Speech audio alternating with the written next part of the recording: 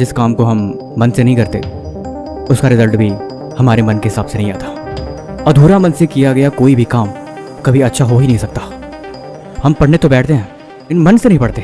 यही चीज़ है कि ना तो कोई चीज़ याद होती है और ना ही कोई बात समझ में आती है। हम सीखना तो सब चाहते हैं लेकिन मन नहीं करता। यही वजह है, ना तो हम उस चीज़ के बारे में जान पाते हैं और ना ही वो चीज़ हमें समझ आती है। जिनका पढ़ने में मन नहीं लगता वो जब भी पढ़ने बैठते हैं हमेशा पढ़ाई का कबाड़ ही बनाते हैं।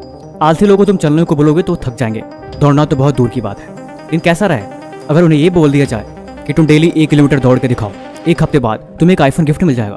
तुम डेली 4 बजे उठ के दिखाओ, उसके बदले में तुम्हें हर दिन तुम्हें उठने के 500 रुपये मिलेंगे।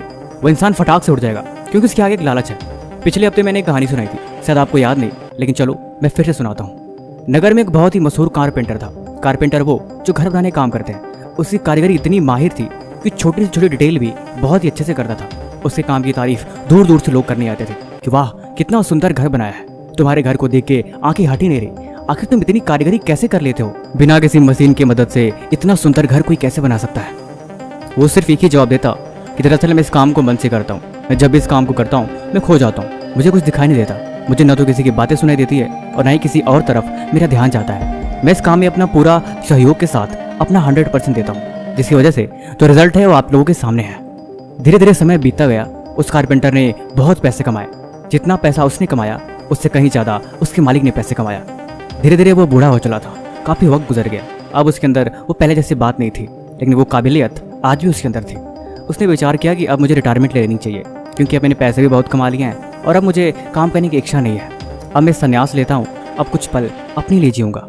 उसके मन में विचार आया और अगले दिन वो अपने मालिक के पास गया और बोला, मालिक दरअसल मैं इस काम को छोड़ना चाहता हूँ। मैं चाहता हूँ कि अब मैं कुछ वक्त ज़िंदगी के आखिरी पल अपने लिए जीऊँ, इसीलिए अब मैं रिटायर होना चाहता हूँ। मालिक ने तो कुछ नहीं बोला, लेकिन मालिक को चिंता सताने लगी।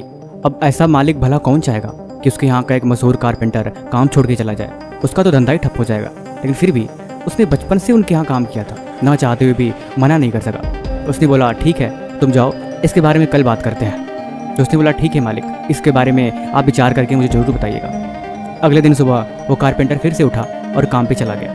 मालिक से पूछा कि मैंने कल आपसे रिटायरमेंट की बात करी थी, इसके बारे में आपने क्या विचार किया। मालिक बोले, ठीक है तुम रिटायर हो जाओ, लेकिन मेरी एक आखिरी इच्छा ये है कि मैं चाहता हूँ कि तुम अपनी ज़िंदगी का आखिरी घर तुम मुझे बना के दो। कारपेंटर को मन ही मन बड़ा गुस्सा सा आया कि आज मेरे रिटायरमेंट के दिन है और आज मुझे विदाई देनी चाहिए और इसने मुझे एक और काम दे दिया। लेकिन खैर, अब मालिक ने बोला और वो भी दिन के आखिरी वाले, फिर तो करना ही था। उसने ना चाहते हुए भी अपने हथियार उठाए और काम पे चला गया। हालांकि उसने पहले रिटायरमेंट का मन बना लिया था। उसने मन में बात सोच रखी थी कि वो काम नहीं करेगा, अब हथियार नहीं उठाएगा। लेकिन मालिक ने बोला था फिर तो करना ही पड़ेगा। जैसे तैसे ना चाहते हुए भी, उसका मन न लगते हुए भी उसने जैसे तैसे उस काम को ख़त्म किया। शाम तक मालिक के यहाँ गया और बोला, मालिक आपका आखिरी घर तैयार हो गया है, अब बताइए अब मेरे लिए क्या आ गया है। मालिक बोले, दरअसल मैं तुम्हें सरप्राइज़ देना चाहता था। उसने बोला, सरप्राइज़? कैसा सरप्राइज़? उसने बताया कि दरअसल मैं तुम्हें घर गिफ्ट में देना चाहता था, इसलिए मैंने सोचा कि तुम अपने जीवन का आखिरी घर सुंदर सा बनाओ और उस घर को मैं तुम्हें गिफ्ट दूँ। हाँ, ये बात सच है, ये घर मेरी तरफ से तुम्हारे लिए तोहफा है, तुम इसे मालिक का प्यार समझ के अपने पास रखो। वो कारपेंटर मन ही मन बहुत उदास हो गया। ऐसे मानो जैसे मन ही मन उसे कोई बात चुभ रही हो कि इतनी बड़ी गलती, इतनी बड़ी बेवकूफ़ी आखिर मैंने कैसे कर दी। काश मुझे बात पहले पता होती कि घर मुझे मिलने वाला है। मैं अपनी पूरी ज़िंदगी की तजुर्बा और पूरी ज़िंदगी की अच्छाई इस घर में लगा के इस घर को सबसे सुंदर बनाता। मेरी उस कारीगरी का लोग इतना तारीफ़ करते हैं तो मैं भला अपने लिए इतना गंदा घर कैसे बना सकता हूँ। काश ये बात मुझे पहले पता होती, या फिर काश इस घर को भी मैंने अपने मन और काबिलियत के साथ इसमें पूरा ध्यान देके बनाता, तो शायद आज मैं उदास नहीं होता। लेकिन खैर, उसे अपने किए का पछतावा हुआ। ये कहानी छोटी सी है लेकिन सबक बहुत बड़ा। देखो, जीवन में एक बात हमेशा याद रखना, वो एक कहावत है ना कि किसी काम को करो तो मन से करो, या तो उसे करो मत। क्योंकि जब हम किसी काम को मन से करते हैं तो उस काम में अपनी सारी अच्छाई, अपनी सारी कोशिश, हम कोशिश करते हैं कि जितना अच्छा से अच्छा हो सके, जितना बेहतर से बेहतर हो सके, हम उस काम को करके दें, क्योंकि हम उस काम में अपना 100% देते हैं। और जब हम किसी काम में अपना 100% देते हैं तो उसका रिजल्ट हमेशा अच्छा ही होता है। कहते हैं जल्दी का काम शैतान का। उस कारपेंटर ने घर तो बनाया था, लेकिन उसको देख के लग रहा था जैसे मानो कि किसी बच्चे ने बनाया हो, किसी नौसिखिया ने हाल में सीख के उस घर को बनाया हो। देखो, मेहनत करने वालों की एक सबसे अच्छी आदत होती है कि किसी भी काम को करते हैं उसमें अपना जी जान लगा देते हैं, और यही चीज़ उन्हें कामयाब बना देती है। देखो, पैशन शुरू से ही किसी के अंदर नहीं आता। काम करने की काबिलियत और उस काम में लगा हुआ उनका ध्यान और उस काम को कितनी दिलचस्पी के साथ कर रहे हैं, यही चीज़ उस काम में उन्हें माहिर बनाती है। तुम कोई भी एक चीज़ उठाओ, तुम कोई भी एक कैटेगरी उठाओ, पढ़ाई लिखाई, डांसिंग, क्रिकेट, हॉकी या फिर कुछ भी, इस दुनिया की कोई भी ऐसी स्किल्स, इस दुनिया कोई भी ऐसा काम जो तुम्हें पसंद आ रहा हो, उस काम को एक बार सेलेक्ट करने के बाद तुम उसमें अपना 100% दे के देखो, तुम्हें खुद रियलाइज़ होगा कि बात तो सही है। कोई भी काम बुरा नहीं होता, बशर्ते वो आपके मन का होना चाहिए। पढ़ाई लिखाई जिनको बोझ लगती है, जिनको हमेशा पढ़ाई लिखाई से डर लगता है, ऐसा कुछ नहीं होता।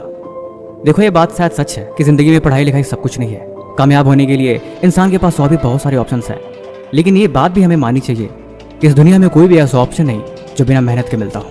इसीलिए या तो मेहनत पढ़ाई में करो, या तो कोई अपनी ऐसी फील्ड, कोई ऐसा काम, कोई ऐसा टैलेंट जो तुम्हारे अंदर है, अगर वो लग रहा है कि वो सही है तो उसमें अपना 100% दो। देखो, जीवन चलते रहने का नाम है। अगर तुम्हें रास्ता मिल गया है तो तुम चलो, तुम उसमें अपना 100% दो। लेकिन अगर तुम्हें वो रास्ता पसंद नहीं तो तुम अपना रास्ता बनाओ। लेकिन उसके लिए एक शर्त है कि तुम्हें तब तक इसी रास्ते पर चलना होगा जब तक कि तुम अपने उस रास्ते को ढूंढ नहीं लेते, और तब तक कि जब तुम्हें लग जाए कि वो रास्ता सही है और उसी में तुम खुश हो, फिर तुम्हें वो रास्ता अपना लेना चाहिए। देखो, ज़िंदगी में किसी को फ़र्क नहीं पड़ता कि तुम क्या करते हो क्या नहीं करते। अगर तुम कामयाब हो और तुम्हारी कामयाबी का रास्ता लोगों की भलाई के लिए है, फिर तुम्हें चाहिए कि तुम जी जान लगा के उसमें मेहनत करो। सोचो मत, शुरू करो। रो मत, तुम बस चल पड़ो। कामयाबी मिलेगी तुम्हें, बस तुम चलो तो सही। सपने होंगे साकार, बस तुम आगे बढ़ो तो सही।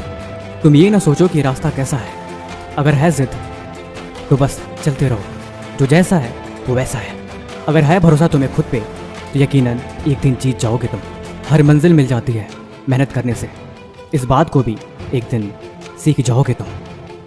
बाकी वीडियो कैसे लगे हमें कमेंट बॉक्स में जरूर बताना। बाकी किसी भी तरह का सवाल है तो आप वो भी हमसे पूछ सकते हैं। तब तक मिलते हैं हम आपसे एक और नई वीडियो के साथ अगले दिन।